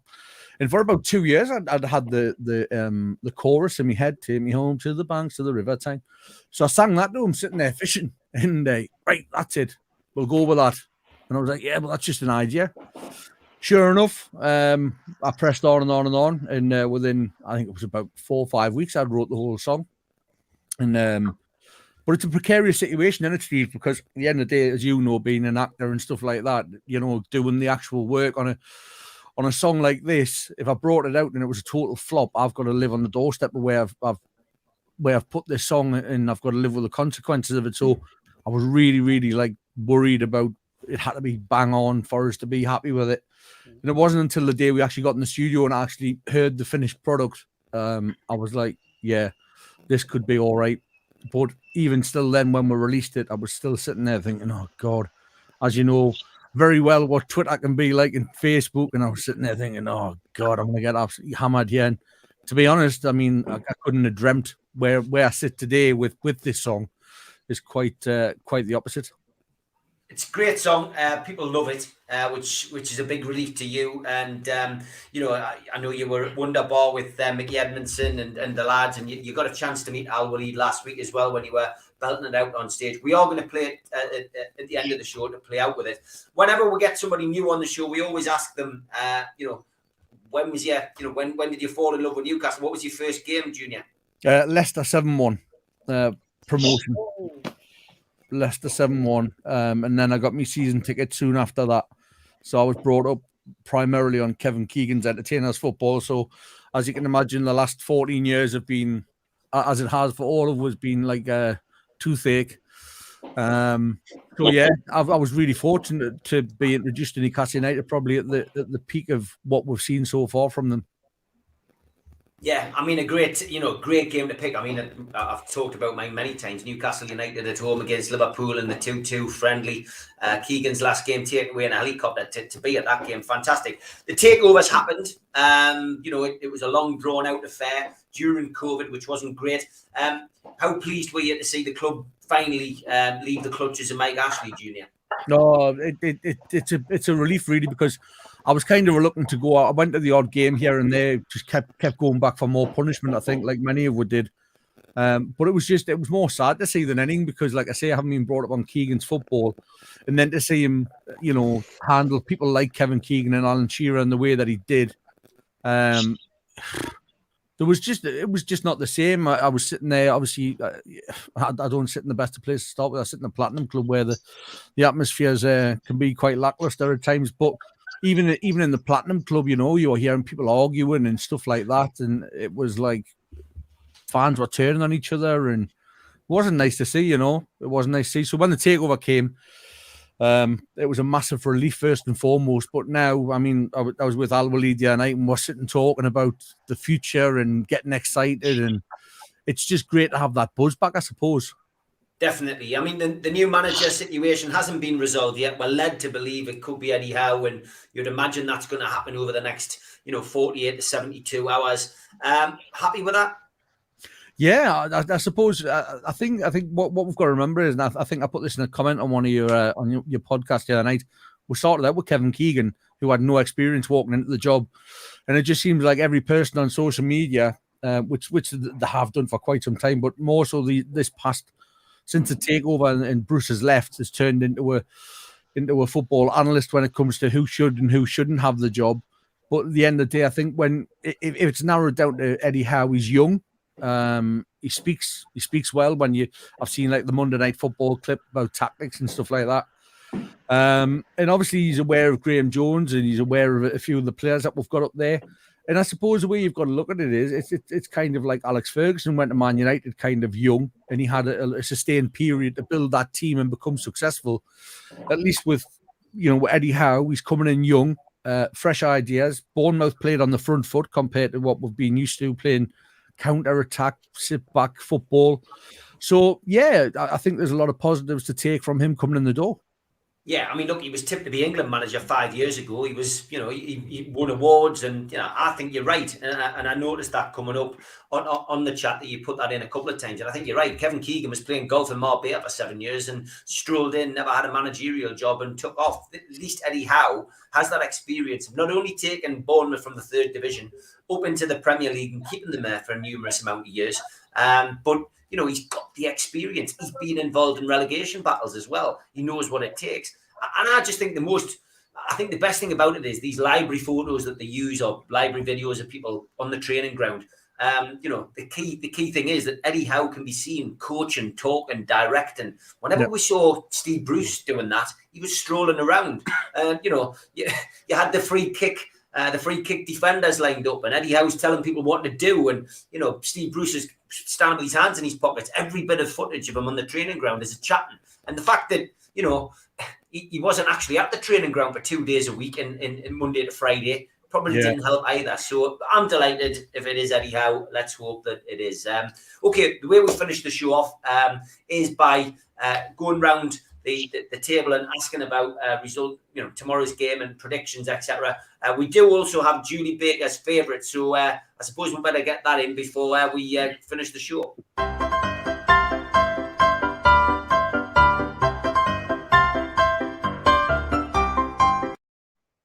Yep, Troll of the Week's quite a good one this week. I did enjoy this because Mitch sent us it, and it was on WhatsApp. Not on Twitter and not on social media. It was actually on a toilet wall. Yes, now that is original. And this was sent on Twitter. Steve Wraith loves Willie. He found this at the worst toilets on the A1 today. He says, which troll is responsible? My big question was, which Willie is it? Is it Willie Carson? Is it Willie Thorne? Or was it Willy Wonka? Send your answers on Twitter and a few more suggestions, and I'll announce the winner next week. Who is Steve Ray's favourite Willie? Thanks very much for that, whoever put that up. Give us something to talk about.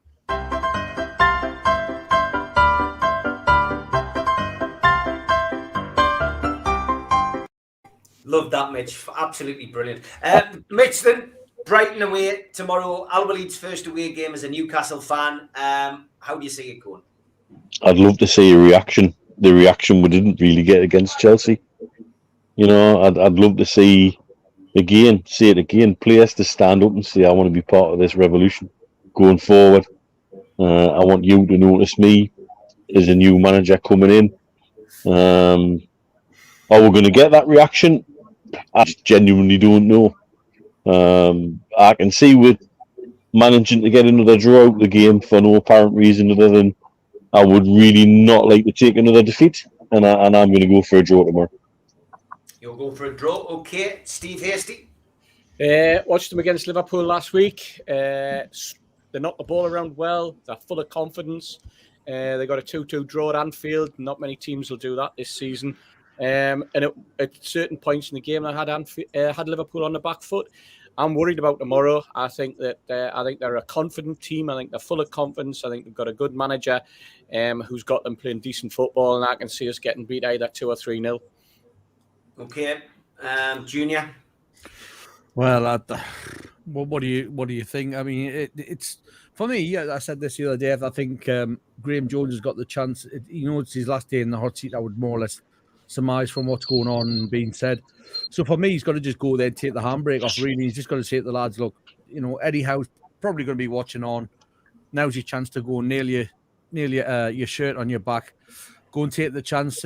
But I think at the back you've discussed it. I watched the show last night with John Gibson and stuff. And the frailties are at the back. So it doesn't matter what Newcastle do. It's the back four where the issues lie. So sadly, I'm going to go with 2-1 to Brighton. Yeah, okay. And Team Tipster, Joe. Yeah, Steve, I mean, I agree with Mitch, but I asked for a reaction against Tottenham, and then I asked for one against Palace, and then I expected one last week with Bruce being gone and all the rest of it, and it's just not coming. We're absolutely atrocious. I was gutted last week, and I know we're playing the European champions, but we were woeful. We were absolutely woeful. And I agree with Steve. They're a good side. They love to play football. They've got a really progressive manager. So again, I'd love to think, yeah, we'll get a result. Something will happen. Howe will be in the stands. We'll pick some points up. I just can't see it. So yeah, we'll get beat 2-0. Yeah, I've gone for a defeat as well. Alwaleed, any positivity from you? It's your first away game as a Newcastle fan. What is your prediction? Somehow I see it 1-1, but I want to win, of course. But I think it's just an expectation 1-1. 1-1, okay. Very optimistic, as you would expect. Got this sent by Nikos Dabis as he was over for the last few games, and I know Steve bumped into him, I think, in Newcastle City Centre, but he did send us this, and this is the kind of thing you're going to experience, Alwaleed.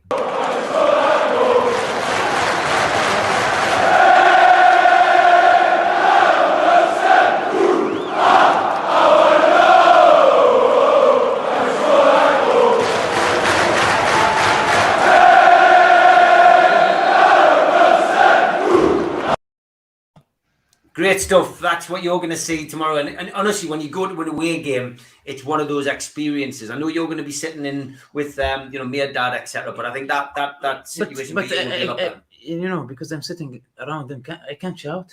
Well, you can. I'm a shouter. Look, you're here for one game. Do what you want. I think you've got to be a bit more reserved, unfortunately, yeah. I think, in the corporate. But you're going to see that. You're going to see it. It's going to be special. I think you'll be doing a lot of singing on the bus as well on your way down. It's come to the end of the show. We're going to play out with Junior's Banks of the River Time, which is available, I guess, Junior, on all good downloads, etc. Give it a little plug before Alwaleed has his say. It's on. It's available on Spotify, iTunes, Amazon Music, Apple Music.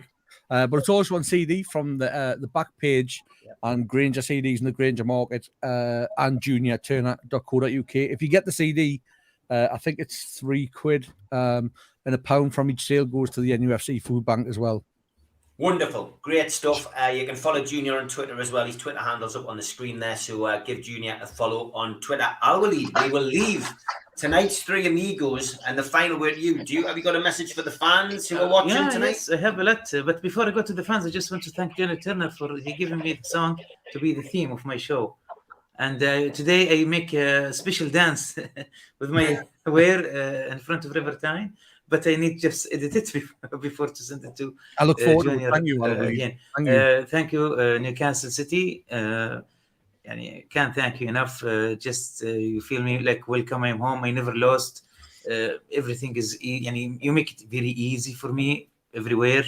Actually, I'm also planning to have apartment here soon, and I'm looking for the best always. And we are not going to be relegated. I love it. And we did agree that we were going to finish the show in a particular way. So it's good night from me. Good night from you. Good night. You nearly got it. Take care. See you later, guys. See you.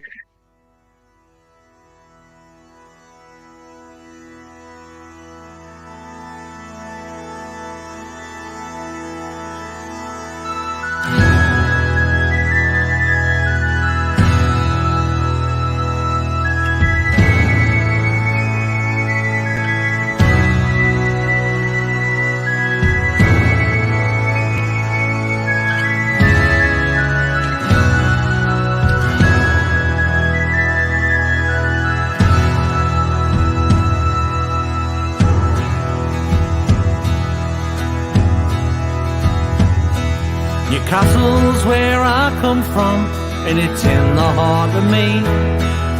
The Geordie's what I am, and that I'm proud to be.